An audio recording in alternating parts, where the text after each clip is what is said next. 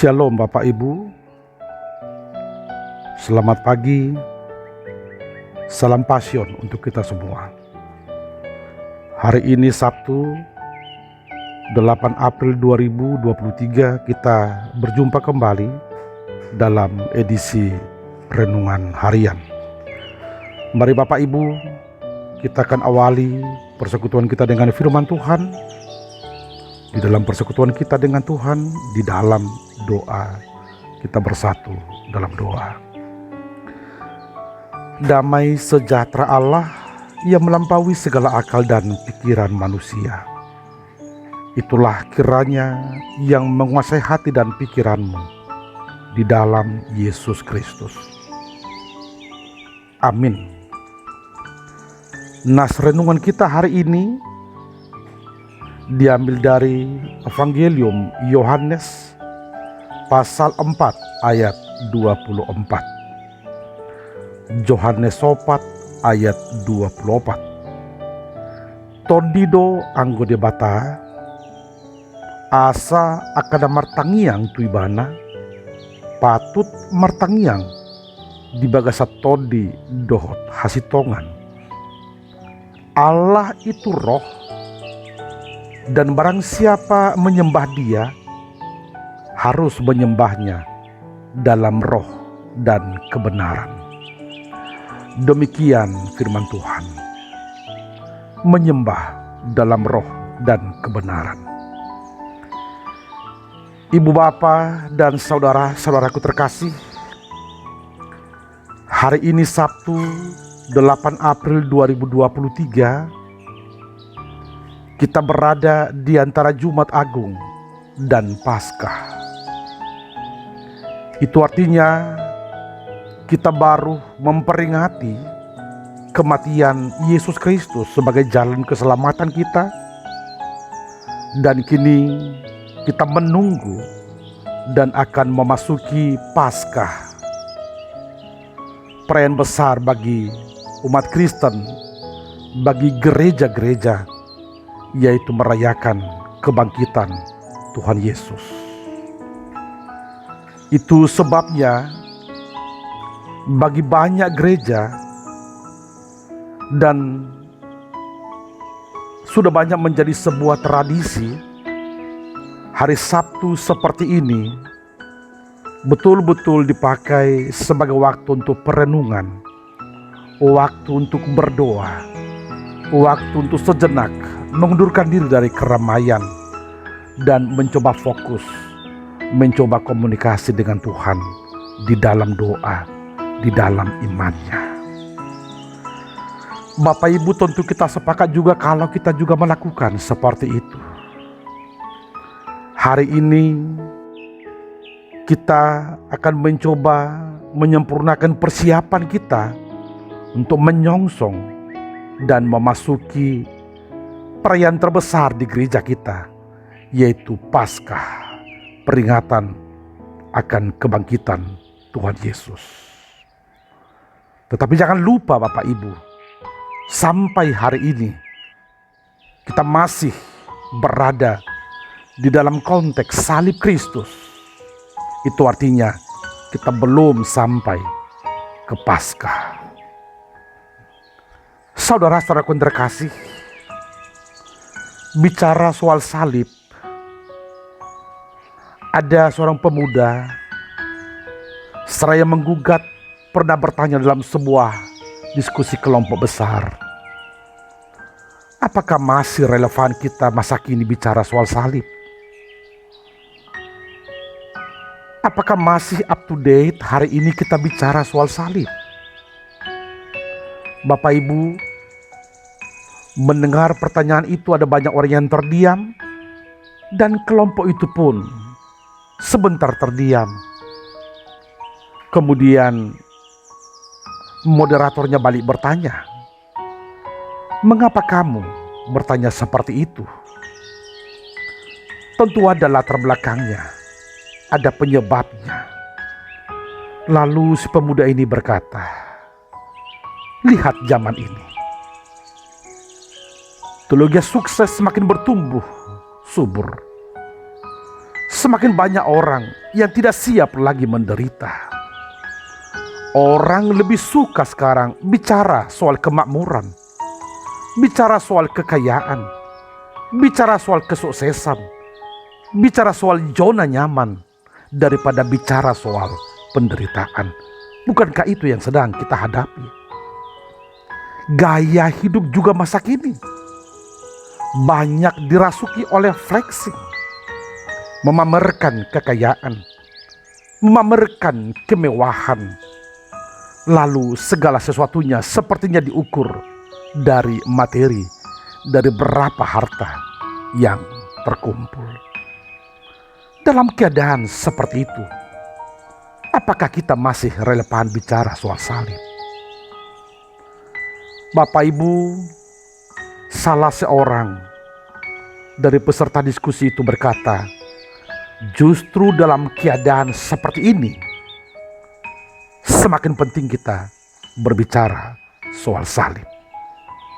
Salib tidak pernah out of date. Salib tidak pernah ketinggalan zaman. Persoalannya ialah manusia masa kini yang sering tidak memberikan perhatiannya, yang sering bicara salib hanya sebatas retorika, hanya sebatas kata-kata, hanya sebatas seremonial. Karenanya, bicara soal salib, sebenarnya kita harus di dalam iman dan kebenaran.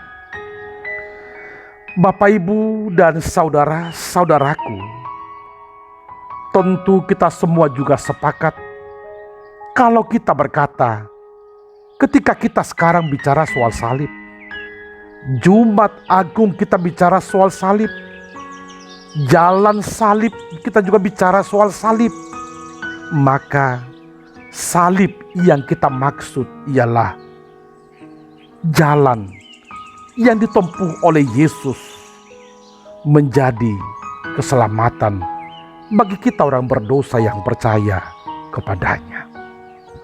Salib adalah simbol penderitaan. Ketika Yesus memilih salib sebagai jalan keselamatan, itu artinya para pengikut Yesus harus siap untuk memikul salib, siap untuk menderita. Saudara-saudaraku yang terkasih, perenungan soal salib ini tentu akan semakin penting juga dalam konteks kita masa kini. Itu sebabnya nuansa yang dicoba ditebar oleh nas ini ada baiknya juga kita segarkan ulang, kita hadirkan ulang di dalam kehidupan kita masa kini. Di Sabtu yang sering juga kita sebut Sabtu pengharapan, kita telah berjumat agung dan kita menyongsong Paskah. Saudara-saudaraku, sejenak kita belajar dari nas kita hari ini. Yesus mau kembali ke Galilea dan dia harus melewati Samaria. Tiba di satu kota di Samaria, tepatnya pada siang hari, Yesus berjumpa dan mengadakan dialog dengan seorang perempuan Samaria. Tepatnya di satu sumur yang disebut sumur Yakub, di mana tanah ini dulu diberikan oleh Yakub kepada anaknya Ishak. Penting sekali Bapak Ibu sejarah ini untuk kita. Kita diajak kembali berflashback ke belakang, ke masa-masa sebelum Israel terpecah dua, ke masa nenek moyang, di mana Yakub, di mana Ishak sebagai nenek moyang Israel menunjukkan keteladanan dalam soal iman, dalam soal spiritualitas, dalam soal keterhubungan mereka dengan Tuhan. Bapak Ibu, dalam percakapan Yesus dengan perempuan Samaria ini, akhirnya Yesus sampai kepada satu kesimpulan, satu penegasan yang hendak dilakukan, dihidupi oleh perempuan Samaria ini, yaitu Allah itu roh. Dan barang siapa menyembah Dia harus menyembahnya dalam roh dan kebenaran. Pada waktu itu Bapak Ibu, Israel Selatan atau Yehuda dengan Israel Utara sedang berseteru. Israel Selatan tentu mengambil Yerusalem sebagai pusat peribadahan, dan Israel Utara tentu tidak setuju mereka beribadah di Yerusalem. Lalu mereka mengambil kota Samaria menjadi pusat peribadahan mereka. Menjadi persoalan ialah mana yang benar, Yerusalem atau Samaria. Dalam perseteruan seperti itulah Yesus menegaskan kepada mereka, bukan soal Yerusalem atau Samaria, bukan soal tempat, tetapi soal bagaimana sikap kita beribadah, sikap kita melakukan penyembahan, sikap kita berdoa. Penyembahan yang benar ialah harus di dalam roh. Mengapa demikian? Karena Allah itu adalah roh. Berkomunikasi dengan Tuhan harus di dalam roh dan juga di dalam kebenaran. Kebenaran yang dimaksud bukan kebenaran dari sudut pandang manusia, tetapi kebenaran dari sudut pandang Allah. Ibu bapa dan saudara-saudaraku, dari nas kita hari ini kita mau melihat betapa pentingnya membangun spiritualitas yang senantiasa bertumbuh. Hidup orang Kristen yang benar ialah hidup yang senantiasa di dalam keterhubungan dengan Tuhan. Dan keterhubungan ini harus dibangun di dalam ketergantungan yang total, di mana manusia dengan segala kerendahan hati, dengan segala kelemahannya bersembah sujud di hadapan Tuhan. Ibu bapa dan saudara-saudaraku, inilah firman Tuhan untuk kita hari ini. Firman yang mengingatkan kita semua, mari Bapak Ibu, kita bangun hidup di mana penyembahan kita lakukan secara benar di dalam roh dan kebenaran. Betapa pentingnya kita senantiasa memastikan bahwa hidup kita diisi dengan spiritualitas yang senantiasa bertumbuh. Benar kritikan terhadap gereja kita masa kini, di mana banyak orang yang sepertinya hidup kerohaniannya sudah suam kuku. Imannya tidak bertumbuh, spiritualitasnya tidak berkembang. Ini saatnya Bapak Ibu dan Saudaraku menerima salib sebagai jalan keselamatan kita. Itu artinya kita kembali membangun keterhubungan dengan Tuhan.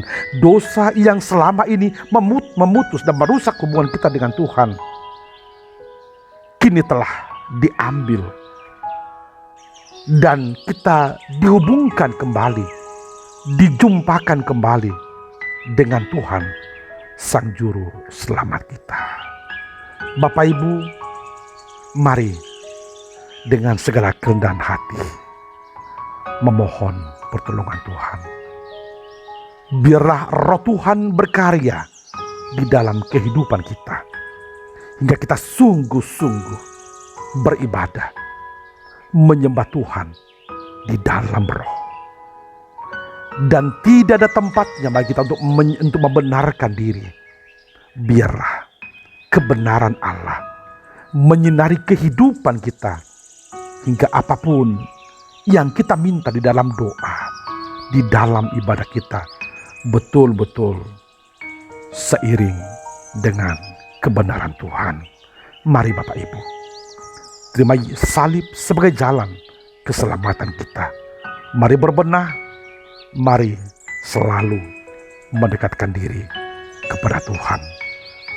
Bapak Ibu, marilah sungguh-sungguh hari ini kita mempersiapkan diri secara benar, dan besok kita akan masuk ke ibadah persekutuan kita dengan Tuhan, perayaan terbesar bagi gereja kita Kristen, yaitu Paskah, peringatan akan kebangkitan Tuhan Yesus. Selamat berkarya hari ini, selamat beraktivitas, Tuhan memberkati. Amin, kita berdoa. Terima kasih Tuhan atas berkat-Mu yang senantiasa boleh kami nikmati hingga hari ini. Terima kasih Tuhan, kami telah merayakan Jumat Agung, mengingat kematian-Mu untuk menebus dosa-dosa kami orang berdosa yang percaya kepada-Mu. Dan kini kami menyongsong dan mempersiapkan diri memasuki Paskah, perayaan terbesar bagi gereja Kristen. Tolong kami Tuhan memakai hari ini dengan baik.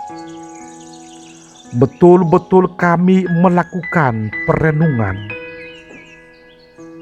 hingga kami betul-betul hidup di dalam roh dan kebenaran, hingga salib-Mu Tuhan sungguh-sungguh boleh menjadi tujuan hidup kami, mewarnai kehidupan kami, dan kami bangga dengan itu. Terima kasih Tuhan, tolong kami untuk mempersiapkan diri dengan baik di tengah kesibukan kami masing-masing.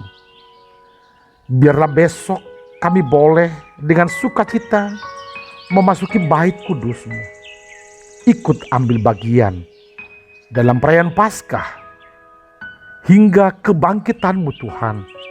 Sungguh-sungguh menyemangati kami untuk menjalani dan melakoni berbagai aktivitas kehidupan kami. Berkati semua jemaat-Mu Tuhan, secara khusus dalam pekerjaan hari ini. Biarlah seluruh jemaat-Mu beroleh berkat-Mu yang berkelimpahan, hingga kami selalu bersukacita memuji dan memuliakan nama-Mu saja. Berkati juga gereja-Mu. Biarlah gereja-Mu boleh melakukan persiapan demi persiapan, hingga pelayanan di perayaan Paskah boleh berjalan dengan baik, dan semuanya boleh menjadi sukacita bagi kami. Pujian, syukur kami hanya bagi nama-Mu saja. Kami serahkan kehidupan kami hanya ke dalam tangan Tuhan. Dalam Yesus kami berdoa dan mengucap syukur. Amin.